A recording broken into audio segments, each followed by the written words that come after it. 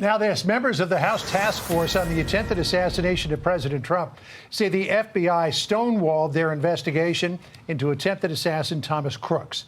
New reporting reveals that Crooks' alleged violent digital presence was much greater than we had first been led to believe.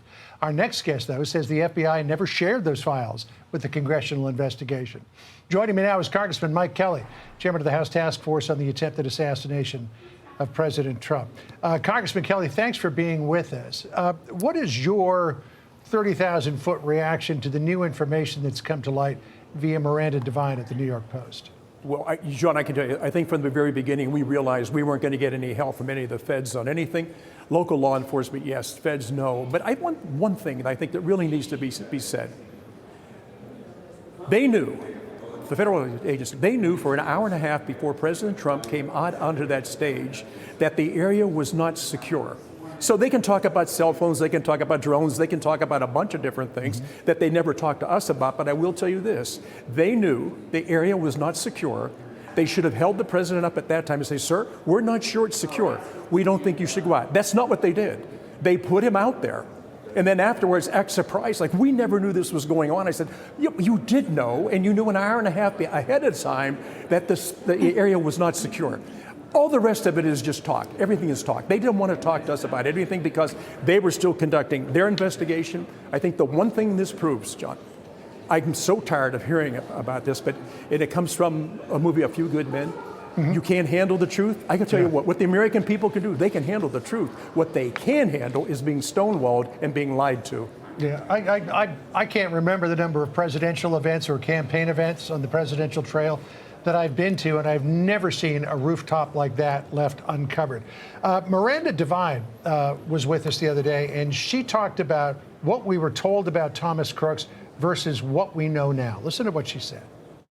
We were sort of led to believe that Thomas Crooks was really a ghost, that there was no motive that could be ascertained from his online accounts. And yet a source has provided us with a lot of information from 17 different online accounts that Thomas Crooks had. He was pro-Trump.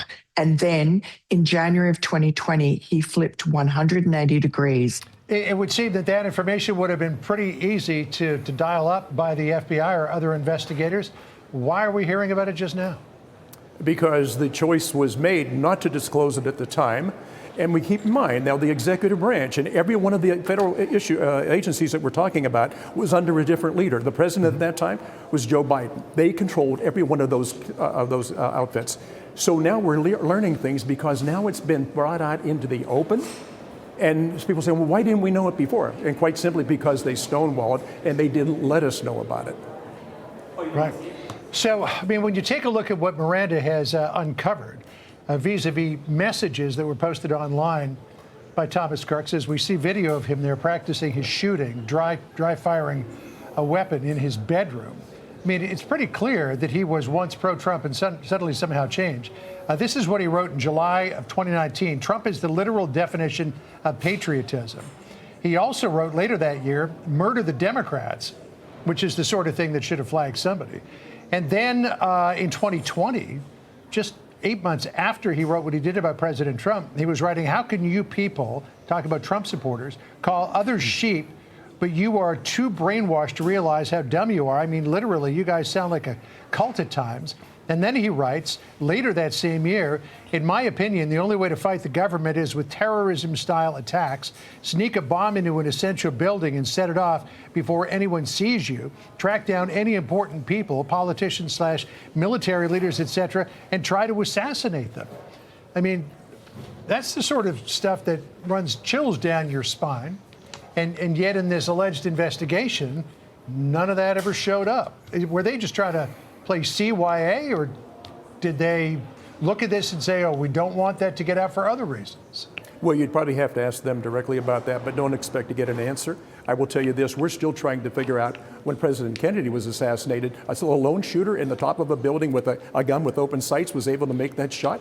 We're never ever going to get the answers, and because we don't get the answers, People don't trust what the government says to them. I will just say now, under new leadership, and when I talk to people in Secret Service, they are so spot on. If it wasn't for Secret Service that day, they were the ones who were on the stage with the president. They were the ones that covered him and got him out of trouble. I have so much respect for them.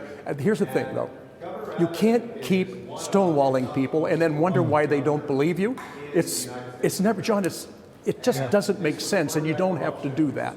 Yeah, I think when you allude to Secret Service, you mean the president's detail, because they definitely leapt into action. But other elements of the Secret Service apparently left things unguarded. I wanted to ask you quickly about this, Congressman, if I could, because this came out today. 6 Democrats who served in the military or the intelligence services in the United States are urging military members not to follow what they say are illegal orders. Listen here. Our laws are clear. You can refuse illegal orders. You can refuse illegal orders. You must refuse illegal orders. No one has to carry out orders that violate the law or our Constitution. It would appear that they were alluding to deployment of the National Guard in various cities across America, the takeout of these drug boats coming out of Venezuela and Colombia. What do you think about that? Well, I've always felt this. The whole purpose of our military is to protect American citizens. I get confused from time to time whether it's Trump derangement syndrome or people that actually just want to pivot to something else. Look, I haven't seen that. I'm just listening to it now. I know some of those people. I find that kind of strange because I have deep respect for those who served. But if you serve, most people who serve don't make an issue of things and bring it out in public like that to criticize the President of the United States or whatever it is that they have a problem with. I get that people don't agree with everything, but what I don't understand is this is America. These folks serve the American people, and the American people just went through the last weekend of honoring our veterans. Why would you bring out something like that? What purpose does that play in telling people you don't have to follow orders? Really? I've never heard that before, and I would tell you these people all followed orders at one time or another. Why they're doing that now, who would know? Congressman, thank you for spending time with us. Really appreciate it. Thanks, John. Have a great Thanksgiving. All right, you too. Thank you, sir. Molly? Hey everyone, I'm Emily Campagno. Catch me and my co-hosts Harris Faulkner and Kaylee McEnany on Outnumbered every weekday at 12 p.m. Eastern, or set your DVR. Also, don't forget to subscribe to the Fox News YouTube page for daily highlights.